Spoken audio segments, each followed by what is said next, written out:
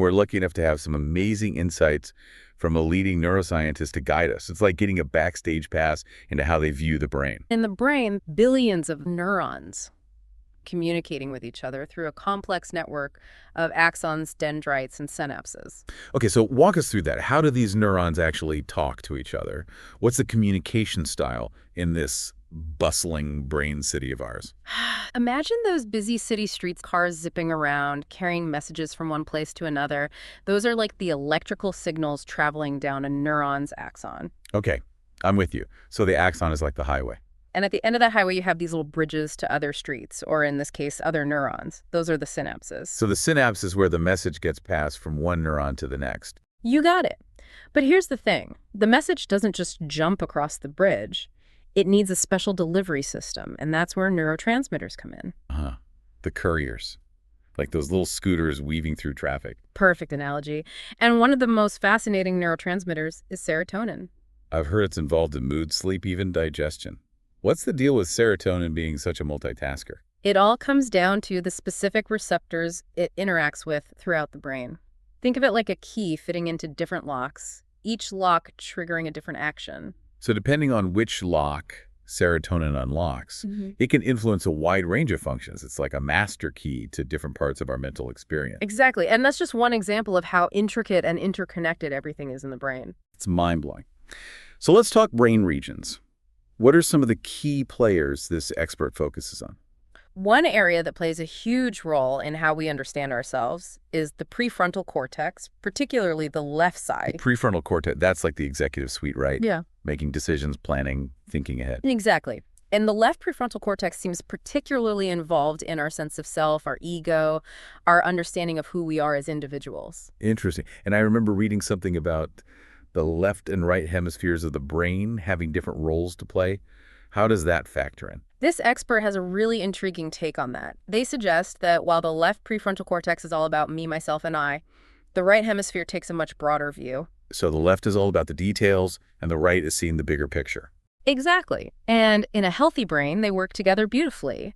The right hemisphere might even act as a sort of check and balance for the left. A check and balance. What do you mean by that? The left hemisphere, with its focus on the self, can sometimes get carried away with its own stories, its own interpretations. The right hemisphere, with its broader perspective, might help ground those narratives in a more balanced reality. So it's like having a friend who can gently say, okay, that's your perspective, but let's zoom out a bit and consider the bigger picture. Exactly. And what's fascinating is that this expert highlights a rare condition called somatoparaphrenia that provides a glimpse into what can happen when this balance is disrupted. Somatoparaphrenia. Okay, I'm going to need a bit more on that one. What is it, and how does it relate to this left-right brain dynamic? It's a rare phenomenon where someone, often after a stroke affecting the right hemisphere, denies ownership of a part of their own body. With the right hemisphere compromised, the left hemisphere might spin these elaborate stories, these denials, as a way to preserve a sense of self, even if those stories are at odds with reality. That's both fascinating and a little bit creepy. It makes you wonder what other protective mechanisms our brains are capable of. But let's shift gears a bit and talk about another fascinating aspect of the brain. The limbic system. The limbic system is often called the emotional center of the brain, and for good reason. It's a complex network of structures that play a key role in how we experience and process emotions. Think of the amygdala as a rapid response system, constantly scanning our environment for potential threats. Think about a time you've had a near-miss accident. Your heart starts racing, your palms get sweaty, you might even freeze for a second.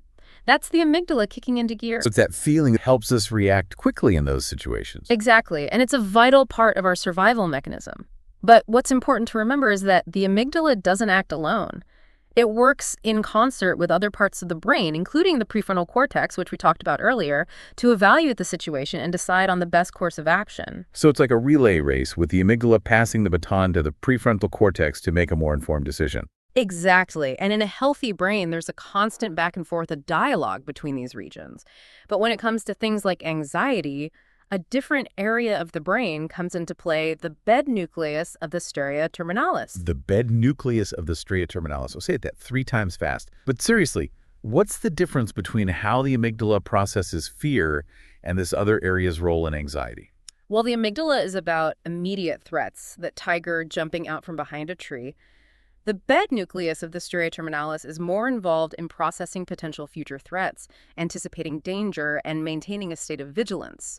It's less about that immediate fight or flight and more about that lingering feeling of what if. And it highlights how different parts of the brain are specialized for different aspects of emotional processing. This is fascinating stuff. But I'm curious, what about the pleasurable emotions? Where do those fit into all of this brain talk? Remember the septum we mentioned earlier? It sits within the limbic system and is closely tied to feelings of pleasure and reward. Ah, the septum. The one that's supposed to be swimming in dopamine. You got it. Dopamine plays a huge role in our experience of pleasure, motivation, and reward. When we do something enjoyable, whether it's eating a delicious meal, listening to our favorite music, or even just checking off a task on our to-do list, our brain releases a little burst of dopamine, making us feel good and encouraging us to repeat those behaviors. It's like our brain's way of saying, yes, good job, do that again. Exactly. And this dopamine system, while essential for survival and well-being, is also vulnerable to being hijacked. Hijacked. Think about addiction, whether it's a substance like drugs or alcohol, a behavior like gambling, or even something like screen time addiction, hijacks this dopamine reward system. So instead of dopamine being released in response to naturally rewarding activities, Yeah, it's being triggered by whatever the person is addicted to. precisely. And over time, the brain becomes accustomed to these artificially high levels of dopamine. It's like turning up the volume on a song until it's distorted. So you need more and more of that addictive substance or behavior to get the same level of dopamine release. Exactly. And this is where the real danger of addiction lies. The brain's reward pathways become so altered that it becomes increasingly difficult to experience pleasure from anything else. Our expert talks about this protein called delta FosB, which seems to play a role in those long-lasting changes in the brain. What's fascinating about delta FosB is that it's like a molecular memory of addiction. Even after someone stops engaging in the addictive behavior, those delta FosB proteins can linger in the brain for months, even years. Wow, that's incredible, but also really scary. It explains why some people struggle with cravings and relapse even after years of sobriety. Exactly. It highlights just how powerful these reward pathways are and how vulnerable they are to being disrupted. We've covered a lot of ground with the limbic system, Mm. but I'm curious, what are some other key brain regions this expert is fascinated by? We can't talk about the brain without mentioning the basal ganglia and the cerebellum, two areas that are essential for movement and coordination. It's like a beautifully choreographed dance with the basal ganglia and cerebellum acting as the lead dancers. Okay, so break it down for us. What are the roles of these two regions? The basal ganglia is all about automatic movements, those things we do without even thinking about them. Imagine riding a bike, playing a musical instrument, or even just walking.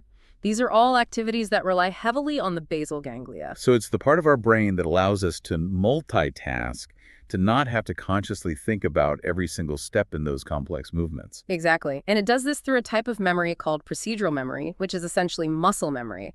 It's the difference between knowing how to do something and knowing why or how you know how to do it. That's a great way to put it. And the cerebellum, how does it factor into this dance? The cerebellum is all about coordination, balance, and fine-tuning movements. It's like having a built-in choreographer, making sure all the steps flow smoothly and effortlessly. So the basal ganglia is the one calling the steps, and the cerebellum is making sure we look good doing them. You got it. And what's fascinating is that this entire dance is happening largely outside of our conscious awareness. We don't have to think, okay, now lift your left foot, now bend your knee. Our brains just do it. That's pretty amazing when we think about it. But Yeah. I'm curious, what about sleep? What happens to all of these intricate brain processes when we drift off to sleep? Sleep. The brain's nightly reset button. It's essential for our physical and mental well-being, and yet it's still one of the most mysterious and least understood aspects of neuroscience. So we're diving back into the mysterious world of sleep. Mm. It's like our brains go offline, but they're actually working overtime. It really is remarkable. During sleep, our brains are busy consolidating memories, clearing out toxins, and even rehearsing for future challenges. It's like a nightly maintenance crew working behind the scenes to keep everything running smoothly. And one of those fascinating things about sleep is, of course, dreaming. Where else can you fly through the air, talk to animals, or show up to work naked without any real-world consequences? Dreams provide a window into the incredible creativity and strangeness of the human mind. And what's particularly interesting is that most of our vivid dreaming happens during a specific stage of sleep called REM sleep. REM sleep, rapid eye movement. It's like the brain's own private movie night. Exactly. Brain activity during REM sleep is surprisingly similar to when we're awake, sometimes even more active. Okay, that's wild. But here's a question. If our brains are so active during REM sleep, why don't we act out our dreams? Why don't we all wake up with bruised knees from that dream marathon we just ran? That's where things get really interesting. During REM sleep, our brains actually release a cocktail of neurotransmitters, including glycine and GABA, that essentially paralyze our muscles. Wow, so it's like our brain is saying, okay, we're going to run a crazy simulation now, so everyone buckle up, strap in, and nobody move a muscle. You got it. But doesn't that paralysis ever glitch? Hasn't everyone woken up from a dream feeling like they were falling or being chased? Absolutely. And sometimes those glitches can be even more dramatic. There's a category of sleep disorders called parasomnias, which involve unusual behaviors during sleep, often related to disruptions in this sleep-wake cycle. So are we talking about sleepwalking here? Sleepwalking is a classic example. It usually happens during deep sleep when brain activity is slower and more rhythmic. It's like the motor system of the brain is partially switched on, while the conscious awareness part is still lagging behind. And there's another parasomnia that might surprise you, sleep-related eating disorder. Sleep-related eating disorder, where people are sleep-eating their way through the kitchen. Exactly. People with this condition might find themselves raiding the fridge, cooking elaborate meals, or even eating non-food items all while they're sound asleep. They usually have no memory of it the next morning. That's wild. It's like their conscious mind is totally checked out, but their body is still following those primal urges. And it really highlights how complex and multifaceted sleep is. It's not just about resting our bodies, it's also about the brain doing all sorts of essential processing and maintenance work. Speaking of processing, let's get back to dreaming for a minute. If dreams can feel so real, so vivid, why don't we confuse them with our waking lives? That's a great question. It seems our brains have developed mechanisms to keep those realms separate, although the exact details are still being unraveled. There's some fascinating research on a sleep disorder called narcolepsy, which offers some clues. Narcolepsy. Isn't that where people experience sudden, uncontrollable bouts of sleepiness during the day? Exactly. And because their sleep-wake boundaries are so fluid, people with narcolepsy often describe a blurring between dreams and reality.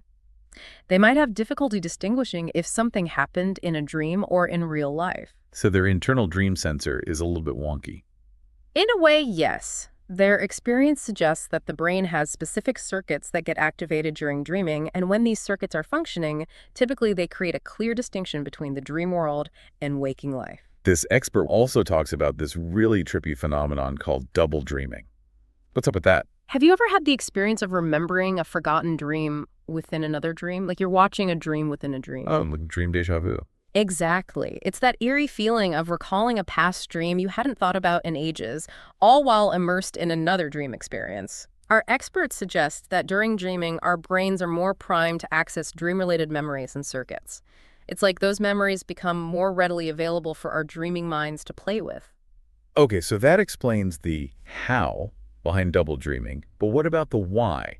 Does this expert offer any theories on why our brains would do this? While there are no definitive answers yet, they propose that double dreaming might be a glimpse into how our brains weave together memory, experience, and meaning, even within the seemingly chaotic realm of dreams. It's like our brains are constantly striving to make sense of things, to create a cohesive narrative, even if that narrative is happening in dreamland. Exactly. And who knows, maybe these double dreams hold clues to understanding the very nature of consciousness itself.